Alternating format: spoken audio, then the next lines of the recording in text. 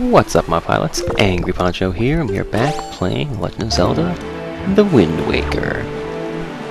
In the last episode, this gigantic phallus rose out of the sea, and in this episode we are going to go inside. Because that's not weird at all, is it? Not at all. Well, it's just what any good hero would do, really. I was only doing my civic duty. The Tower of the Gods. Yes, this temple's interesting. It's sort of...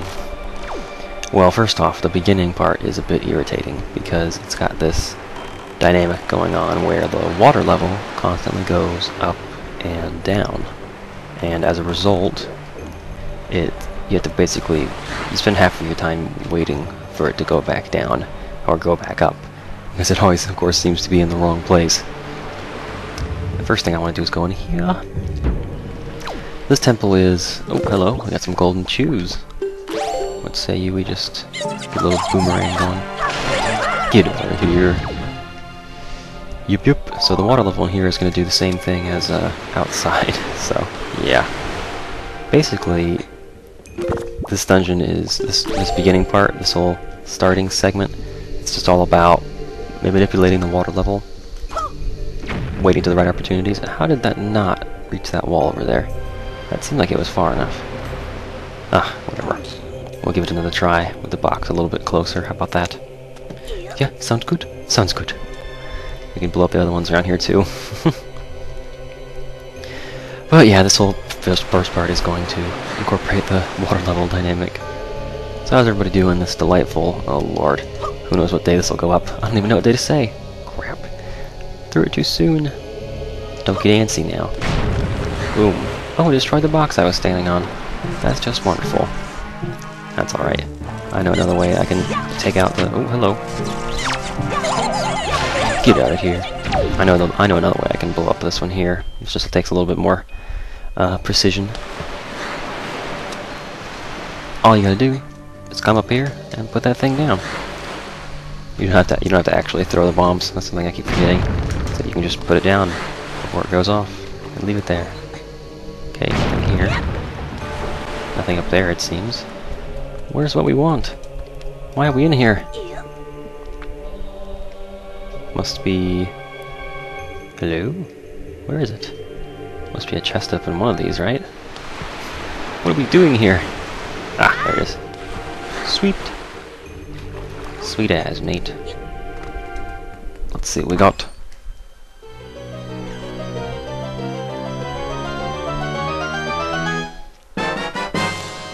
It's the dungeon map! Awesome. Green areas are the ones you visited, the flashing area is your current location. Alright, cool.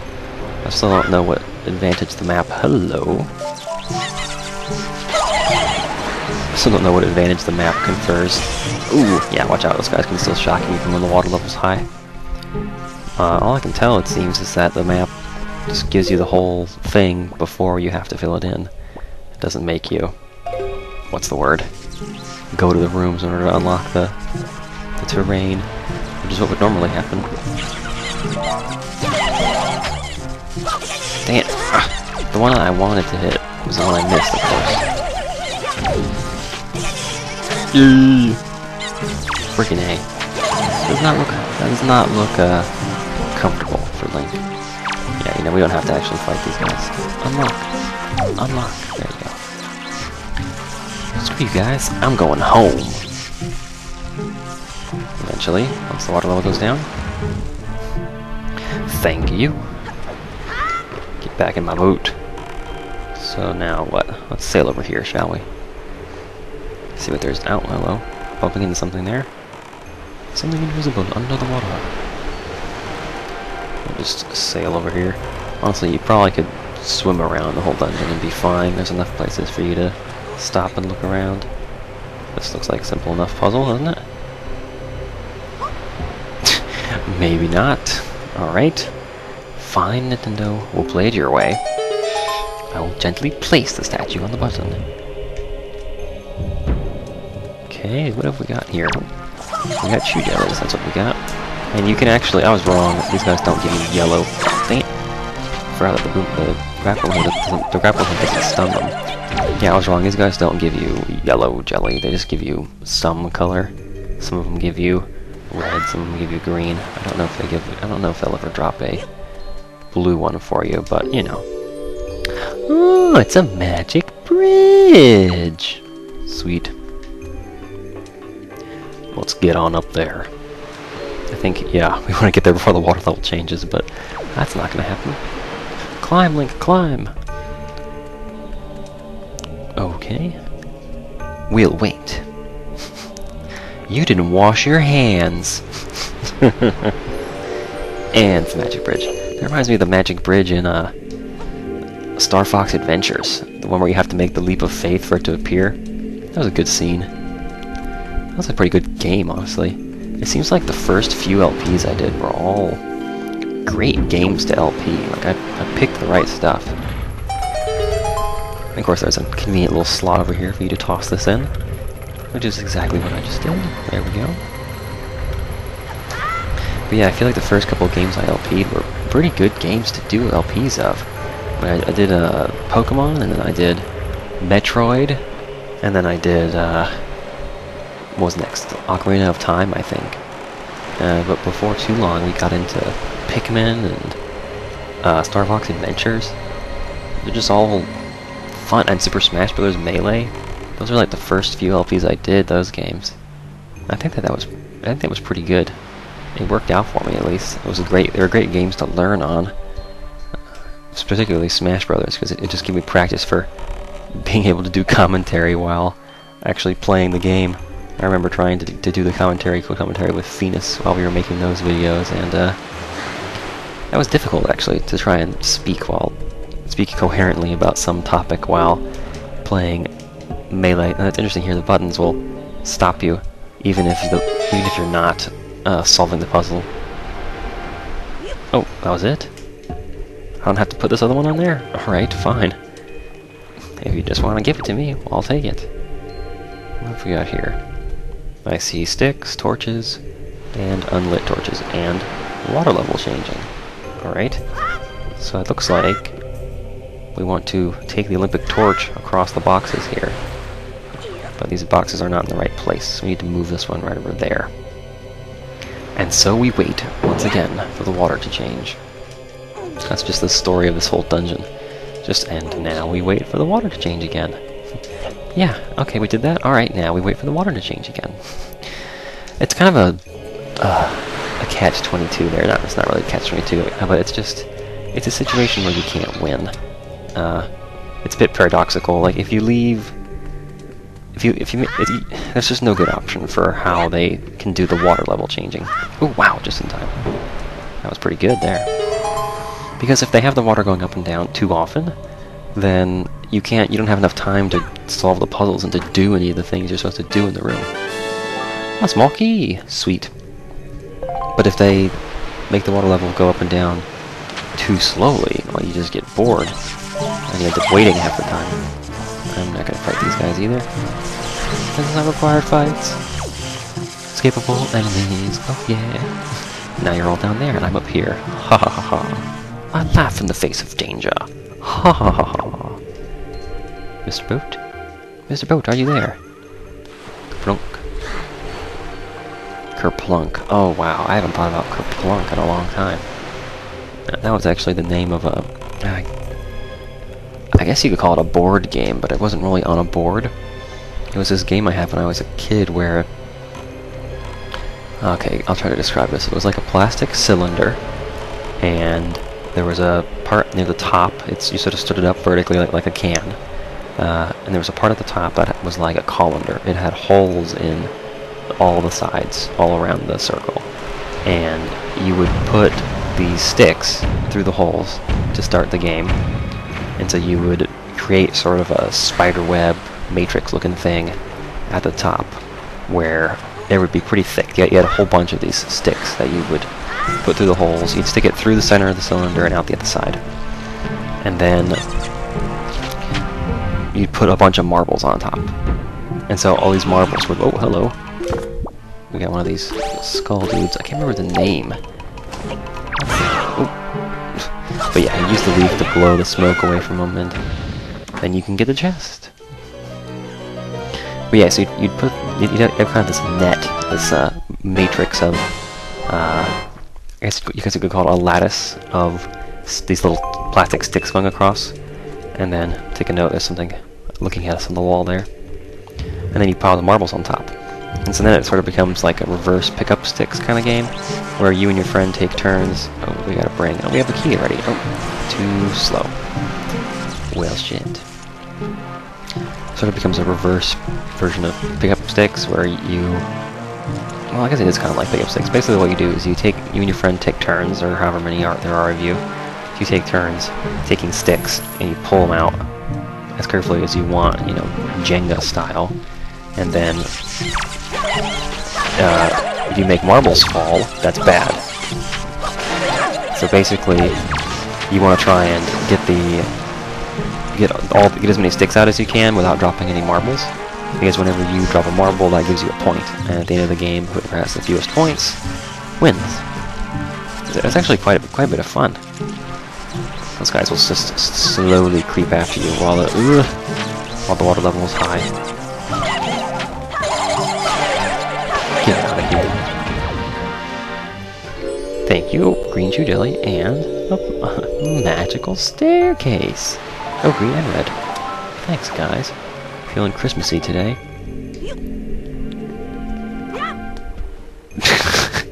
Oh wow, it floats. How cool is that? Can I climb on it? Nope. Oh, but I can be stupid. Let's get out of here before the water goes back up. But yeah, it was a lot of fun. And the reason the game was called Kerplunk was because when you pulled the stick out and the marbles fell, they would go kerplunk. That was, yeah, just a little bit of a onomatopoeia there. Oops. Just get over there. Oh. Yep. And thus is made available the rest of El Dungeono. I need to ask Mabel what the Spanish word for dungeon is. I don't know it, if you couldn't tell. I don't think Mo didn't make this. It's gonna be close. Oh, got it. Wow. That's 2 in a row that I've gotten really close calls on, but I've still made it. Neato. Yeah, I feel like El Dungeono, or El Dungeono. Dungeon, I don't know. I feel like those are all probably wrong. You got a joy pendant. Okay. Fine. If I must. Alright, so we opened up another way to go over there. Let's get over to it. You do not need to have the boat for all of this. I'm gonna try and be fast. I hope I can make it before the go. Before the water goes back down. Yes, sweet. Alright. Yes, you can leave the boat behind now. You don't need him for the rest of the dungeon. Thank God. Oh, we got some rats in here. And some buttons. Yeah, see how they freeze you? Even if you're not solving the puzzle with that last press? And of course it stops you when you finish it, because it wants to show you that you did it right. Oh, did you see that? I think those rats got hit by the laser. Yeah, so you got a BMOs in the center there. Those guys are assholes. They'll shoot lasers out of their eyeballs at you. I like these style... Oh, look at the rats. Watch out. I like these style BMOs. The ones in Ocarina of Time were weird looking. These, unfortunately, are impervious to bombs, unlike the ones in Ocarina of Time, for which bombs was their weakness. Okay. Now we wait for the fancy Zelda-style elevator. Freaking Hyrulean elevators. Back and forth. Alrighty. But yeah, so the BMOs in this game are more like sentry drone robots almost. They just have this laser eye. And that's all. They don't have a fat-ass body that you can blow up with a bomb. What have we got here? Huh. Another glowing door. Let's see what it is. Oh, hello? Mr. Chu? Oh, jeez, I'm too slow. I gotta be quick on the draw after I use that grappling hook to get in there with the sword and finish the job. And of course, they don't drop anything if you've already taken their spoils. That's what I should start calling it. I shouldn't call it loot anymore. I should call it spoils. The spoils of victory. You call it that in Minecraft too. Spoils. Oh, some skeleton dropped some spoils for us. What is this? Seeker of the goddess's guidepost. Press R to call me and guide me to my place of truth. Okay, what? Oh yeah! I remember these guys from previous playthroughs. They're cool, I guess. Oh god, he's chasing me. Oh god. Get away. Ah, it's a stalker statue. I see what you're supposed to do. Yeah, so the gist is here, this platform hovering above us, this makes a ceiling that's too low. So you can't carry the statue back. You have to make it follow you. And then when you get to here, you just pick it up and jump across. That's all there is to it. And now we have to try and make this jump before we get eaten by choo-choos. Not so bad. Did they just fall off the edge there? Yes, they did. Cool. I'm gonna take it back to the glowing doors, of course. Where else?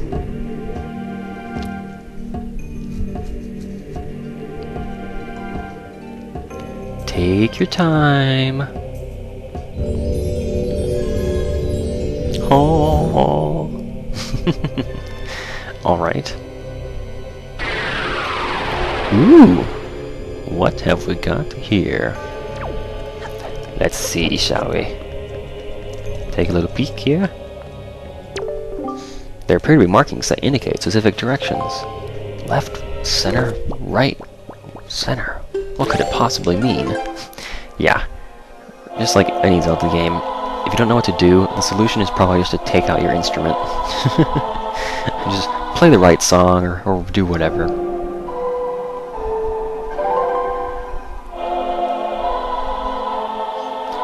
YMCA.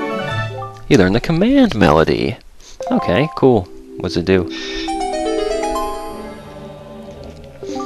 My kin wait beyond the doors, control them, and guide them to their places of truth to open a path to the gods.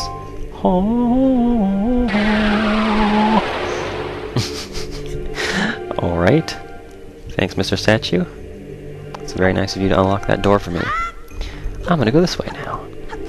So it's nice, actually. The dungeon is not at all linear, but because of the way that they control your path through it, you really can't make a wrong turn.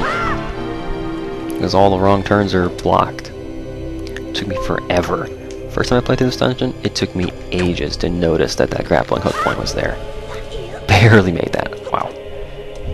Yeah, I just stood there like, how am I supposed to get across? I tried to use the leaf to jump across diagonally and go to the platform on the left and then jump across again and go to the platform across the room. And I think I may have actually been able to pull it off for at least one of the two legs of the journey, but it was still perplexing me. I couldn't get to where I wanted to be or something, I don't know. I'm gonna try it with the leaf actually. I'm curious to see if you can make that. So you actually can do some pretty interesting things with the leaf. Ah, I know what we're supposed to do here. This button makes a magic bridge! But we can't have him follow us across because that would require getting off the button. So YMCA, and he does a dance. Oh yes, look at this. This is cool. You can control these guys just like you do the seagulls. So yeah, I guess it makes sense. What I want to know is why are the seagulls so easy? That's my question. All it takes is a pair, and they're ready. They're ready to do your commands. But these statues, you gotta have a friggin' song. Whatever, you know. That's what it takes. We can always just carry him like a giant black chicken. Okay, well I guess we'll put him on the button. Why not? What else is he good for? What is it good for? Absolutely nothing. Yeah, I don't think you could make this with the oh hello. Tickling my butt. Poncho, it is I, the King of Red Lions. I'm afraid there are some areas to which you will not be able to bring the servants of the tower. But do not fear leaving them behind. Once you have awakened them, they will wait patiently for your return. Of this I assure you. Thanks, I'm glad you were thinking that, just as I was wondering it. Oh, that is handy. Sweet. Oh, looks like a mini-boss.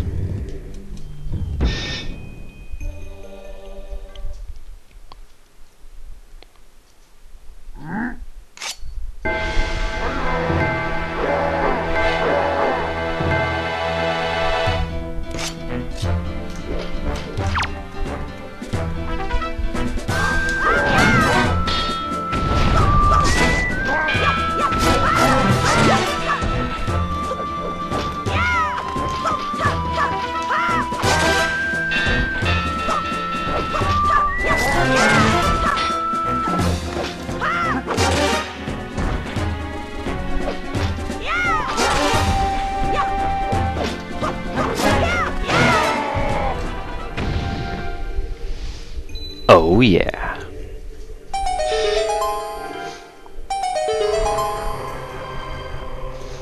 I love fighting those guys. Those are called Dark Nuts, and they drop, bam, Knight's Crests. We want to get 10 of those and bring them back to Orca so we can get some stuff from him. And we got a spiky chest, so you know it's going to be good. We got the Hero's Bow! Hell yes. This is the big item for this dungeon, although I suppose you could say that the song we got is even more important. More on that later. Actually. Hang on. I think I'm going to need the grappling hook to get across in the next room. You'll see. Alright, so what do we got here? Of course now, anybody who's playing Ocarina of Time knows what these eyeballs are for. They're for shooting, with arrows of course. What else would you do with an eyeball? You can also use the arrows to take out these bubbles. That's what they're called. Bubbles. It just came to me. I knew I'd remember it if I thought about it for a while. Oh, that was not good. Go back. I'm not gonna make it if you do something dumb like that. The thing is, when you first get the leaf out, it gives you just a little bit of a height bonus. It sort of gives you a little boost when you first take it out. That's the reason you can make that. I mean, a Spyro could glide that, but Link is no dragon, to put it plainly. Oh, you guys are upset. I don't care. I'm gonna leave. I'm taking the statue with me. Well, cool.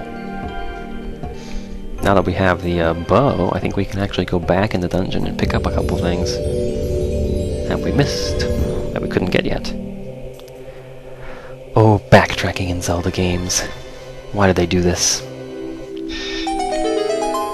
And a new way to go will be open. We didn't even have to make it a Dongo Sea Red. So let's see. I want to go straight across here for the first one. It's just through this door, and we gotta shoot the eyeball that you might have noticed on the side. Hello! Oh, and we got a new enemy too. Alright, I need my boomerang and my bow. You can use the bow to take out their jellies if you want. See the fireball come by? It's a whiz robe. Dang. You gotta hit him with arrows. Later on in the game we'll get better arrows, so it'll be a one-shot kill if you do it right. Use some of our magic power for that. But for now it's just a two-shot. If you do it just right, you can shoot, if you shoot fast enough, you can hit them with both arrows before they disappear, which would be ideal. Oh, we got a platform coming for us. Jump over there. Getting on these moving platforms is sort of tricky. You have to kind of correct one way and then correct the other way. What is this? Oh, it's people who want to fight me, alright. I got my bombs, I'm ready. These guys are weird. The way to defeat them is just wait until their mouths are open and then throw a bomb in. And they're weird enemies that they just hop after you for a couple hops, and then they immediately expose their weakness. Knock over pillars. Crazy people. Seriously, that's just weird. So yeah, they're not very threatening. Honestly, the other variety of statue in this dungeon is more annoying than them. Now, the pillars do drop hearts for you. Yes! Even when you don't need it, it's sort of satisfying to pick up everything that they drop. It's a joy pendant. Cool. I'm kind of irritated that they put this here, because you don't need to be random joy pendants in dungeons. We're fighting enough of the bokoblins around the world that damn it, the chests in dungeons can be reserved for small keys and such. They don't need to be joy pendant locations. That's just a little bit silly, I think. Boom, right in the middle. Yeah, you know it, because Link's a hero. Crawl around. Why not? You never get to use that in combat. If there's an enemy that you had to crawl up to, like sneak up on him, and then hit him with your sword. Oh, I guess that works for pigs, doesn't it? Although it's a horrible idea. We saw the consequences of that.